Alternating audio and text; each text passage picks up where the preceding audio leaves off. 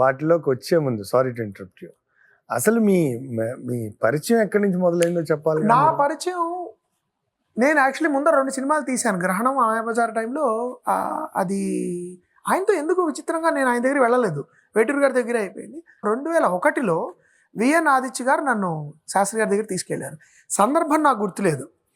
నాకు ఇంకా బాగా గుర్తు, త్రివిక్రమ్ గారు గుర్తుందో లేదో తెలియదు. నేను శాస్త్రి గారి ఇంట్లోకి ఎంటర్ అవుతుంటే త్రివిక్రమ్ గారు బయట ఎవరితో మాట్లాడుతున్నారు. అప్పటికి ఆయన డైరెక్టర్ అవ్వలేదు నాకు తెలిసి. నువ్వే రాలేదనుకుంటా.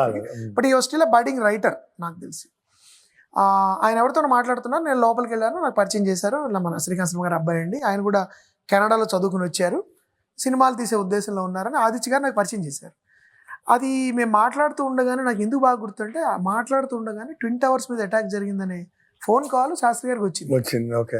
ఆయన చాలా పాపం వాళ్ళ కలత పడిపోయి కొన్ని ఫోన్ కాల్స్ అవి చేయడం జరిగింది. తర్వాత మళ్ళీ నేను దిస్ వాజ్ ఇన్ 2001 ఆబ్వియస్లీ. నేను అప్పటి తర్వాత 2 ఏళ్ళు నేను స్ట్రగుల్ అయ్యి సినిమాలు తీసి తర్వాత గ్రహణం చేశాను, మాయాబజార్ చేశాను. తర్వాత ఇంకా అష్టాచమ్మా టైంలో నేను శాస్త్రి గారి దగ్గరికి వెళ్ళాలి, నా అంతటి నేను నిర్ణయించుకుని వెళ్ళడం జరిగింది. దానికి ప్రధానమైన కారణం ఇంకా గుర్తులేదు. I think I just wanted to go to Shastri గారు. అప్పుడు కొంచెం ఇంకా బెరుగ్గానే ఆయన కలవడం జరిగింది. ఇలా నేను అనుకుంటున్నానండి.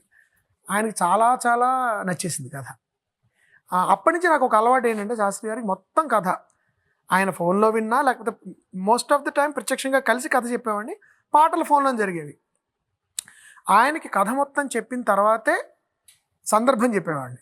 ముందర ఆయనకి సందర్భం, ఇప్పుడు కథ మధ్యలో ఆపి ఇక్కడ ఒక పాట వస్తుంది, అది మీరు రాస్తారని కూడా చెప్పేవాడిని కదా. కథ మొత్తం చెప్పేసి ఇప్పుడు ఈ సందర్భంలో ఇది, ఈ సందర్భంలో ఇది, ఈ సందర్భంలో అని చెప్పేవాడు.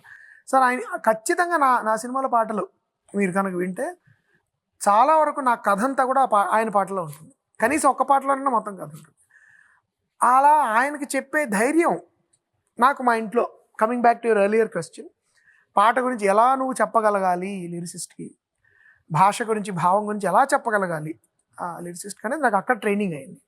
అందుకని కాస్త కూస్త ధైర్యం శాస్త్రి గారు లాంటి వాళ్ళు, వేటూరు గారు లాంటి వాళ్ళు కలిసినప్పుడు నాకు బాగా గుర్తు, వేటూరు గారు సరోజ దళనేత్రి పాట రాశారు నాకు మాయాబజార్లో. సరోజ దళనేత్రి అని తర్వాత మాట ఆయన రావట్లా. ఏవా మోహన్ కృష్ణ విసుగొస్తుందయ్యా, ఏమన్నా కుదరపోతే 1 2 3 అని రాసేస్తా. సరోజ దళనేత్రి 1 2 3 అని అన్నారు. అని తర్వాత అలా అంటే భలేవారండి మీరేదో రాస్తారులేండి. ఆయన సరోజ దళనేత్రి ఇదో లాహిరి అని రాశారు. తర్వాత అది ఒక జస్ట్ ఆయనతో చిన్న ఇదయింది. తర్వాత శాస్త్రి గారి దగ్గర కొన్ని 100 ఎక్స్పీరియన్సెస్ అట్లాంటివి.